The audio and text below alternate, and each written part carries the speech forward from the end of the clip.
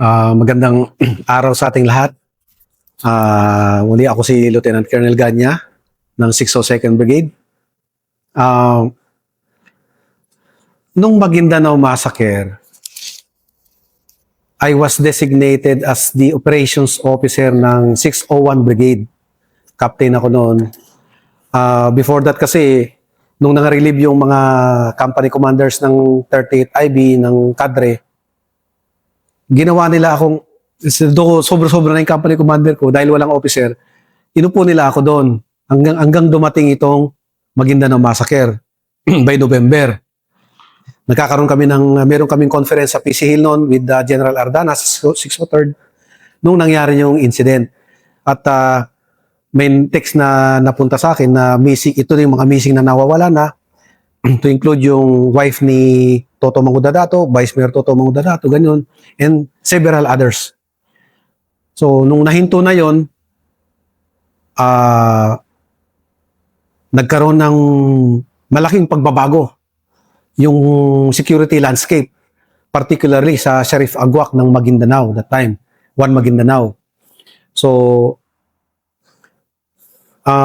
ang repercussion, una, dahil nagreklamo itong mga victim, so initially, nirelieve nila yung brigade commander at yung ibang staff concerned. So napunta ako dun as operations officer ng brigade sa 601. Then, ang 601 nun, nasa Takurong siya eh. But ako, pinag-report ako dun sa TCP na sa may Tapat Hill, dun na sa may Dato Unsay, Barangay Satan. Dun na kami. Dun na ako nag-report.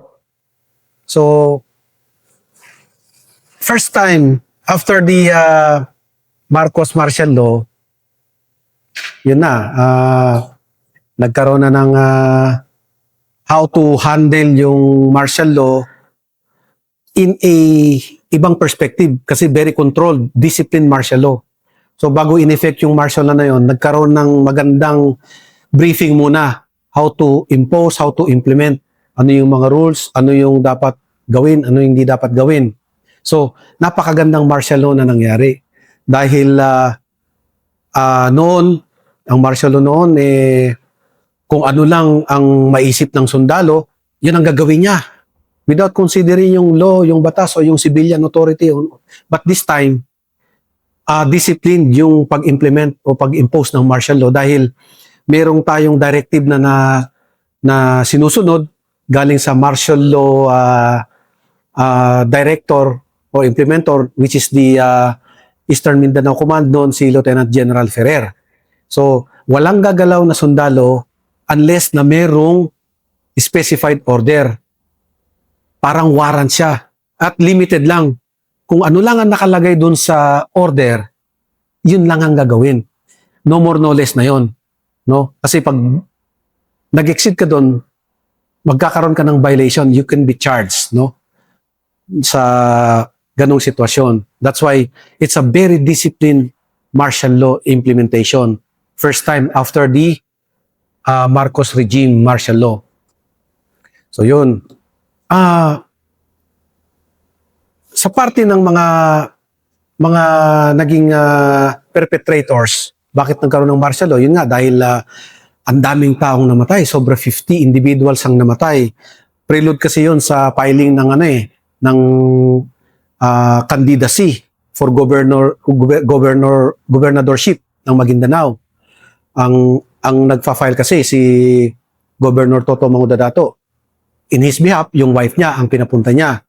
And then ang kalaban niya, itong talagang reigning governor, si Dato Ampatuan, no? Andal Ampatuan, senior. So yun. So after na nahuli nga sila, no? To prevent from shedding blood further, nakonvince siya na mag-surrender, pati itong mga anak niya. So at least 3 days after pa yata ng pagkalibing ng mga namatay na individuals, tsaka pinasok sila, then inaresto sila, no? It was a law enforcement, support itong military, no?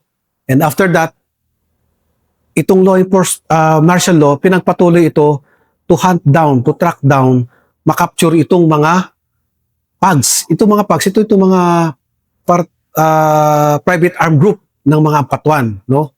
So, ang daming operations nating ginawa. Siyempre, within the bound pa ito ng implementation ng martial law, may mga directive yan kung saan tayo magkakandak ng raid, magkakandak ng searches, magkakandak ng operation, no? Hindi yun basta-basta naisip ko, dito, hindi. Ano yun? Lahat, may order yun, may instructions. Hindi kami pwedeng maglakad itong one unit na to, nandito lang, hindi. Lahat yun covered ng military instructions from the martial law administrator. Okay. So yun. So after na magkaroon ng stability. So siyempre dahil nabuwag yung armed group sa kanila, nalungkot sila, dapat yung family nila kasi nahinto yung paghahari nila dyan sa Sheriff Agwak and other municipalities na allied nila. Ngayon, ito naman ang magandang nangyari. Actually, napakaraming magandang nangyari dahil maganda ang pag-implement natin ng martial law. Nabilib itong mga local government units na naka-observe. Even yung national government at saka yung other agencies, pati yung mga tao. Disiplinado masyado itong military. Nakita na there was never a single complaint sa pag-implement ng martial law against sa AFP o government force. Wala, ni isa mang complaint, walang nangyari. So, yun. After that, nung nag-stable na yung situation, yung area, anong malif na yung martial law, kaganda. Dahil nawala na yung paghahari ng mga ampatuan, nagkaroon ng freedom sa Maguindanao. Freedom in a manner na yung mga tao nagkaroon na ng kalayaang magboto. Yung mga gustong tumakbo mula barangay level hanggang councilor, SB, municipality hanggang provincial, pwede ng kumandidato. Nung kasing panahon before martial law, nung panahon nila, nung naghahari pa yung ampatuan, dictated. Even in barangay lang. Pag sinabi ni Gob Ampatuan na ito ang magbarangay kapitan dyan, wala nang ibang tatakbo. Sa munisipyo naman, ito ang magme-mayor dyan, siya nang magme-mayor, wala nang ibang tatakbo. Kasi, pag may ibang tatakbo, he will be subjected to threat, intimidation, even killings. Ganun siya. Kaya, pag sinabi niya, nangyayari. No? So, nung after ng martial law, yun na. Yung marami na magugulat ka dati, ang tumatakbo lang, isa, dalawa, in the municipality, nung na-liberate yung Maguindanao, na wala na yung mga armado na pag-alagala sa Sheriff Agwak, even sa neighboring allied municipalities nila, sobrang dumami naman yung mga kandidato. Halimbawa sa kapitan, imbes na 2 lang dati, naging 8, ganun, 10. Sa kagawad, ang dami. Even mayor, ang dami masyadong tumakbo. Meaning parang nagkaroon ng freedom, parang yung doon lang naramdaman ng tao na itong Pilipinas demokrasya pala, democratic country pala, na parang nakalimutan na parang kasi noon, parang dictatorship ang nangyayari noon . Walang makaangal noon kasi he will be subjected to pressure sa mga ampatuan. So yun, napakaganda ng nangyari ng Maguindanao Massacre. Ako nakita ko yan kasi I was there. Ako yung operations officer. Nag-implement ng martial law directive ng martial law administrator during that time. No? So, nakita mo ngayon, nagsitayuan na yung mga business establishment. Dati kasi yung mga tao, pag magpagawa ng bahay, light materials lang. Doon, nung nawala na yung mga paghahari ng mga patuan, and nung nakita nila yung how the military discipline was, na ganun kaganda, ganun kataas yung level ng discipline ng military. Yung parang 100% yung trust nila sa army. Kung ano lang sabihin ng army, talagang naniniwala sila.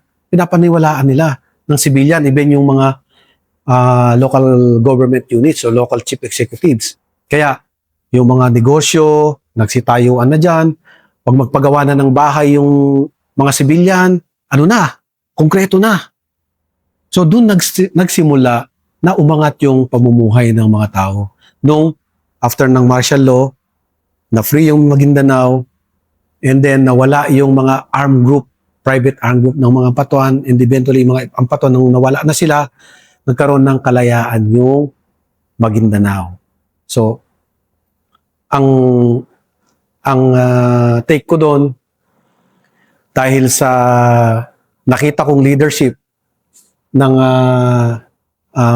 higher ups natin, mula sa area commander, hanggang sa swift decision ng division commander, hanggang sa mga battalion commanders na nagbibigay ng instruction sa mga company commanders, naging swift ang pag-operate natin, naging malinis, maayos. So kumbaga, kakakitaan ng mag-admire ka talaga how the military conducted yung martial law during those times sa Maguindanao. Na first martial law after ng martial law ni President Ferdinand Marcos Sr. Yun siya. So, makita mo doon na kailangan kung ano yung standard na instruction na binigay ng mga leader natin, lalo na yung division commander kasi direct brigade. Direct yan sa division eh. Hindi naman yan from area command to brigade eh. Division commander muna. No? Pag nakita mo yung magandang approach yung ng leader, no? At ito ay tamang in-implement ng mga subordinate, una sa brigade, then pag-relay sa mga instructions sa mga line unit, OPCON units, makita mo talaga na it's worth obeying kasi dahil maganda yung dulot. Ang daming nasaya, ang daming natuwa. Even siguro yung international community, maraming mga national media nakatabi ko natutulog noon. Sila Jay Ruiz, sila Ivan Mirina, nandun lahat sila, mga national media. At meron pang mga international media, no, na nagko-cover ng Maguindanao Massacre. No? Kaya even sila, hindi sila gagalaw pag wala tayo. Dahil, yun nga, parang nakitaan nila na how the military, how the army carry yung pagkandak ng martial law. Yun ang tinitingnan nila. Hindi na yung hindi na nila tinitingnan yung kung paano yung na-unfold, no? Paano yung nangyayaring operation sa baba. Ang tinitingnan nila, how the military implements yung martial law. Parang yung media nakatutok, ano namang gagawin. So nakita nila, before mag-implement yung subordinate units, pinapakita namin yan. We receive order sa martial law administrator from Lieutenant General Ferrer. Then, ito, magkakanta kami ng briefing muna. And then, we will see to it na ma-implement ng maayos. It will not go beyond yung instructions ng martial law administrator natin. Kaya, hindi lang yun. So, doon natin naipamalas yung maturity ng army. Kaya, hinangaan hindi lang dito sa bansa natin, kundi yung ibang mga international media, nakita nila na, grabe pala itong martial law nila. Even sila dumadaan sa martial law. Parang ibig sabihin, even yung military, nakatuntun sa linya. Hindi yung basta-basta na kung anong maisip, anong diskarte, hindi. Kung wala yung authorized instruction, yung mga searches, seizures, yun lang ang ginagawa. No more, no less. Ano pa rin yun? Ang primacy pa rin doon, yung ina-uphold pa rin yung human rights at saka yung international humanitarian law, ina-uphold pa rin yun. Kasi kung even kahit na martial law yan, we cannot search houses na walang papel. Yun siya. Ito sa final episode mo kasi, you have spent more than half of your life dito sa area eh. And you have experienced yung varied roles ng isang sundalo rito. As a fighter, peace builder, peacekeeper, Yes, sir. lahat na, di ba? Nadaanan mo ngayon Mama Sapano pero ibang role naman. Yes, sir. Pero mag-looking back na tayo na, I mean, dito ka rin nag-batcom. Yes, sir. Dito ka rin nag-batalyong commander na ibang times na rin. Iba yung circumstances na. Iba po kasi CTG area po yung All, NPA sa- Communist Terrorist Group, yan ang Yes. CTG. Pero, now that dinaanan mo yung ito and you have devoted so much to this area, ano yung mga, kuan mo, ano yung mga fulfilling experiences mo na, yung nga, ang dami mong binuhos dito na energy, just like officers and enlisted personnel na nag-serve sa area na to. sa akin naman po, sir, ang prinsipyo ko is it's not about my career. May nangingibaw po kasi sa akin basta natutuwa, nasisiyahan yung taong bayan, yung maraming napagseserbisyuhan. Yun na yung gauge ko na fulfilled ako. Na naipagtanggol sila, nakamit nila yung inaasam nilang katahimikan, kapayapaan, at nakakontribute tayo sa pag-unlad ng kanilang kabuhayan. Dahil siyempre, nung junior officer pa ako, hindi pa ako commander, siyempre, sumusunod lang ako, nakakakontribute ako dahil sa pag-perform ko ng maayos base sa guidance ng aking mga commander. At nung naging commander naman ako as battalion commander, I made see to it na naitaas ko kahit papano yung trust ng taong bayan, unang-una sa gobyerno, then siyempre sa kasundulan na rin yun. Marami kaming framework na ginamit doon upang pamarisan sana ng ibang unit tulad nung ginagawa namin. Kasi nasa Communist Terrorist Group yung battalion ko, nakipag-partner ako sa national agency like TSWD. So, kinagat namin yung SLP nila, yung Sustain Livelihood Program nila. Gumawa kami ng mga people's organizations para ma-sustain. Hindi lang yung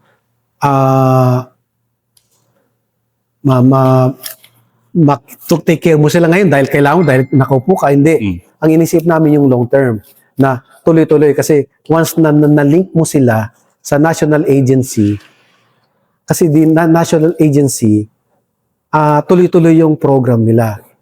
Then also, hindi lang ng community, yung mga kapatid natin na dating rebelde na nagbalik loob sa gobyerno.